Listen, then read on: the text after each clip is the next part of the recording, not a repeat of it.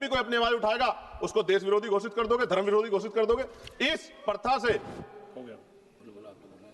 प्रथा से क्या देश आगे बढ़ सकता है? एक ऐतिहासिक चंद्रशेखर आजाद रावण बहुजन राजनीति में एक उभरता हुआ नाम, कई युवाओं और हाशिए के समाज के लोगों की उम्मीद बन चुका व्यक्तित्व आज पहली बार संसद के अंदर प्रधानमंत्री नरेंद्र मोदी के सामने प्रत्यक्ष रूप से सवाल उठाने वाला था। विपक्ष की सीटों पर बैठे हुए उसके चेहरे पर एक अजीब सा संतुलन था, शांत भी, कठोर भी और भीतर एक ऐसा ज्वालामुखी भी जो वर्षों के दर्द और संघर्ष को शब्दों में फटने के लिए तैयार था। संसद के भीतर जब कार्यवाही शुरू हुई तो वातावरण पहले से ही भारी था। स्पीकर ने औपचारिक कार्यवाही शुरू की ही थी कि विपक्षी सीटों से उठती आवाजें संकेत दे रही थीं कि आज सिर्फ बहस नहीं बल्कि इतिहास लिखे जाने वाला है। चंद्रशेखर आजाद रावण खड़े हुए। उनकी नीली जैकेट, सीधी मुद्रा और तेज दृष्टि पूरे भवन का ध्यान खींच रही थी। उन्होंने स्पीकर से वक्तव्य रखने की अनुमति मांगी और जैसे ही अनुमति मिली, पूरा सदन जैसे एक पल के लिए शांत हो गया। उन्होंने शुरुआत धीमी मगर भारी आवाज में की। माननीय स्पीकर महोदय, आज मैं यहां किसी दल की ओर से नहीं बल्कि इस देश के उन करोड़ों दलित, बहुजन और पिछड़े वर्ग के लोगों की ओर से खड़ा हूं जिनकी आवाज संसद की इन दीवारों में लगातार कमजोर पड़ती जा रही है। प्रधानमंत्री नरेंद्र मोदी अपनी सीट पर गंभीरता से बैठे सुन रहे थे। उनके चेहरे पर कोई भाव नहीं था, पर उनकी आंखें बताती थीं कि वह अपने सामने खड़े इस युवा नेता की बातों को हल्के में नहीं ले सकते। चंद्रशेखर ने क्षण भर रुके, एक गहरी सांस ली और आगे कहा, हमारी लोकतांत्रिक व्यवस्था इस बात पर गर्व करती है कि हर नागरिक को समान अधिकार मिले, लेकिन सवाल यह है कि क्या आज भी दलितों के अधिकारों को वही सम्मान मिल रहा है जो संविधान ने दिया था? क्या बहुजन विचारधारा, जो सामाजिक न्याय की रीढ़ है, उसे धीरे धीरे खत्म नहीं किया जा रहा? संसद में हलचल बढ़ने लगी। सत्ता पक्ष के कई सांसद सीटों पर हल्के से हिलकर आपस में कुछ कहते दिखे। स्पीकर ने व्यवस्था बनाए रखने का आग्रह किया, लेकिन चंद्रशेखर की आवाज हलचल से ऊपर उठती रही। माननीय प्रधानमंत्री जी, उन्होंने मोदी की ओर सीधा देखते हुए कहा, आपकी सरकार ने बीते वर्षों में कई ऐसे कदम उठाए हैं जिनसे दलितों को मिलने वाले अधिकारों में कमी महसूस की गई है। चाहे वह सामाजिक सुरक्षा योजनाओं की जमीनी कमजोर क्रियान्वयन हो, चाहे दलित युवाओं पर बढ़ते अत्याचार, चाहे रोस्टर प्रणाली के बदलाव की बातें हों, ये सब मिलकर हमें उस दिशा में ले जा रहे हैं जो संविधान निर्माता डॉ. भीमराव अंबेडकर ने कभी सपने में भी नहीं सोचा था। मोदी हल्के से आगे झुके। उनकी आंखों में एक संजीदगी उभर आई। वह जानते थे कि यह नेता सिर्फ राजनीतिक हमला नहीं कर रहा, बल्कि एक बड़ा जनसमूह उसकी आवाज में अपनी बात बोल रहा है। चंद्रशेखर ने संसद की मेज पर हल्के से हाथ रखा और आगे बोले, आज इस सदन में मैं सिर्फ आरोप लगाने नहीं आया हूं, मैं उन सवालों को उठाने आया हूं जो जमीन पर जलते हुए सवाल बन चुके हैं। और उन सवालों में सबसे बड़ा सवाल है चुनाव प्रक्रिया की पारदर्शिता। अचानक पूरे सदन में एक और बड़ा शोर गूंज गया। सत्ता पक्ष के कई सांसदों ने आपत्ति जताई, लेकिन चंद्रशेखर ने अपनी आवाज की दृढ़ता नहीं खोई। हाँ, मैं ईवीएम की बात कर रहा हूं, उन्होंने स्पष्ट कहा। देश के कई हिस्सों में शिकायतें आई हैं। बहुत सी जगहों पर मशीनें ठीक से काम नहीं कर रही थीं। वोट एक पार्टी को डाले जा रहे थे और दूसरी पार्टी के खाते में जा रहे थे। ऐसी शिकायतें सिर्फ सोशल मीडिया की अफवाहें नहीं, बल्कि कई मतदान केंद्रों में दर्ज वास्तविक समस्याएं थीं। क्या यह लोकतंत्र के स्वास्थ्य पर सवाल नहीं उठाता? स्पीकर ने फिर व्यवस्था की मांग की, लेकिन जैसे ही थोड़ी शांति हुई, चंद्रशेखर ने अपनी बात आगे बढ़ाई। मैं किसी चुनाव को अवैध कहने नहीं आया, लेकिन यह जरूर जानना चाहता हूं, क्यों ईवीएम से जुड़ी गड़बड़ियों की निष्पक्ष जांच नहीं करवाई जाती? क्यों ऐसी रिपोर्ट्स को हमेशा हंसी में टाल दिया जाता है? क्या एक लोकतांत्रिक राष्ट्र में चुनाव प्रक्रिया की पारदर्शिता पर सवाल पूछना अपराध है?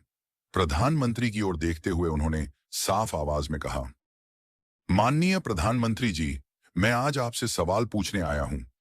क्या दलितों को उनके अधिकारों से वंचित होने से रोकने के लिए आपकी सरकार कोई ठोस कदम उठाएगी? क्या बहुजन विचारधारा को दमन से बचाने के लिए कोई गारंटी देगी?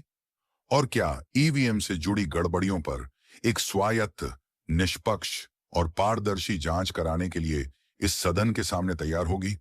इस बार प्रधानमंत्री नरेंद्र मोदी ने अपनी कुर्सी पर बैठकर धीमे से माइक ऑन किया। उनका स्वर शांत था, पर उसमें एक कठोर अनुशासन झलक रहा था। उन्होंने कहा, चंद्रशेखर जी, आप आज जिस प्रकार चिंता जता रहे हैं वह लोकतंत्र में स्वागत योग्य है, लेकिन आपको यह समझना होगा कि हमारी सरकार किसी भी नागरिक के अधिकारों को कम करने के पक्ष में नहीं है। दलितों और बहुजन समाज के लिए हमने कई योजनाएं चलाई हैं जिनका लाभ करोड़ों लोगों को मिला है। चंद्रशेखर ने बात को बीच में नहीं काटा। उन्होंने प्रधानमंत्री की हर बात को ध्यान से सुना। मोदी आगे बोले, जहां तक ईवीएम का सवाल है, इसके ऊपर कई बार सर्वोच्च न्यायालय ने भी भरोसा जताया है। चुनाव आयोग स्वतंत्र है, स्वायत्त है। आपकी आशंकाएं अपनी जगह हो सकती हैं, लेकिन यह कहना कि पूरी प्रक्रिया ही संदिग्ध है, यह लोकतंत्र के लिए ठीक संदेश नहीं देता। इतना कहकर उन्होंने माइक बंद कर दिया। उनकी आवाज में संयम था, पर उस संयम के भीतर एक प्रकार की असहमति भी झलक रही थी। यह देखते ही चंद्रशेखर ने फिर माइक ऑन किया।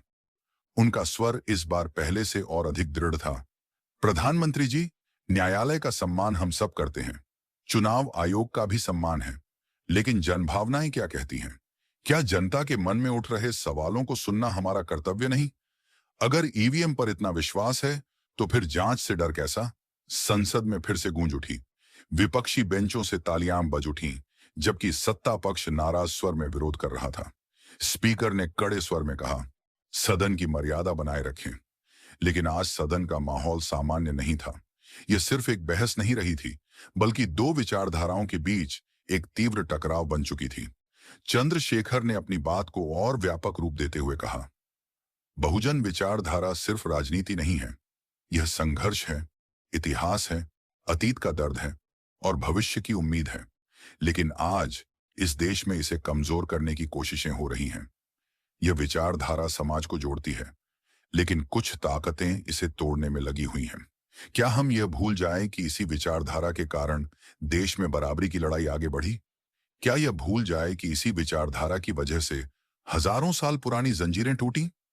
उनके शब्दों में अंबेडकर की चमक, कांशीराम की तेजी, फूले की क्रांति और बहुजन आंदोलन का पूरा इतिहास जैसे एक साथ बोल रहा था। उन्होंने आगे कहा, आज दलित छात्रों में डर है, किसान परेशान हैं, नौजवान निराश हैं और बहुजन समाज के लोग अपने ही देश में हाशिए पर महसूस कर रहे हैं। क्या यह वह भारत है जिसकी कल्पना हमारे संविधान ने की थी? क्या यह वह भारत है जिसके लिए बाबा साहेब ने अपना जीवन खपा दिया? प्रधानमंत्री मोदी खामोशी से सुनते रहे। दोनों के बीच जो मानसिक संघर्ष चल रहा था वह पूरे सदन में फैल चुका था। सत्ता पक्ष के सांसद बीच बीच में विरोध दर्ज कराते रहे, लेकिन चंद्रशेखर का व्यक्तित्व और तर्क संसद के वातावरण पर हावी था। करीब 1 घंटे तक चली इस तीव्र बहस के अंत में चंद्रशेखर ने अंतिम वाक्य बोले, मैं इस सदन से सिर्फ इतना कहना चाहता हूं, जिस दिन बहुजन विचारधारा का दमन होगा उस दिन देश की आत्मा कमजोर होगी, और जिस दिन चुनाव प्रक्रिया पर सवाल उठना बंद हो जाएगा उस दिन लोकतंत्र कमजोर होगा। मैं लोकतंत्र की मजबूती चाहता हूं। मैं हर उस नागरिक की आवाज हूं जो न्याय चाहता है, और मैं चाहता हूं कि आज इस सदन में जवाबदारी तय हो। इसके बाद सदन कुछ क्षणों के लिए बिल्कुल शांत हो गया। यह शांति किसी डर की नहीं, बल्कि विचार की शांति थी। सब अपने अपने मन में कुछ सोच रहे थे। प्रधानमंत्री नरेंद्र मोदी ने उठकर कहा, इस पर विस्तृत चर्चा के लिए हम तैयार हैं। सरकार किसी भी जांच से नहीं डरती, लेकिन यह बात भी साफ होनी चाहिए कि देश को एकजुट रहकर आगे बढ़ना है, विभाजनकारी विचारों से नहीं। चंद्रशेखर ने सिर झुकाकर सहमति जताई, लेकिन उनके चेहरे पर वह दृढ़ता अभी भी कायम थी, जो पूरे बहुजन समाज की आकांक्षाओं का प्रतीक बन चुकी थी। संसद की कार्यवाही आगे बढ़ी, लेकिन आज जो हुआ वह संसद के इतिहास में एक सुनहरा पन्ना बन चुका था। एक युवा नेता ने सत्ता के सर्वोच्च व्यक्ति से सीधा सवाल करने का साहस दिखाया और बहुजन विचारधारा तथा दलित अधिकारों के मुद्दे को राष्ट्रीय विमर्श के केंद्र में ला दिया। उस दिन के बाद पूरे देश में चर्चा शुरू हो गई। टीवी चैनलों पर बहस चली, अखबारों की सुर्खियां बनी, सोशल मीडिया पर लाखों संदेश आए। कुछ ने चंद्रशेखर को नई उम्मीद बताया, कुछ ने उनकी आलोचना की, लेकिन एक बात स्पष्ट थी, बहुजन राजनीति को नई धार मिल चुकी थी और लोकतंत्र की बहस एक नई दिशा ले चुकी थी। वीडियो को लाइक करके अपना प्यार जरूर दें, चैनल को सब्सक्राइब कर हमें आगे बढ़ने की ताकत दें और कमेंट बॉक्स में अपनी सच्ची सी राय जरूर लिखें। आपकी हर एक प्रतिक्रिया हमारे दिल को छूती है और हमें बेहतर करने की हिम्मत देती है। दिल से शुक्रिया।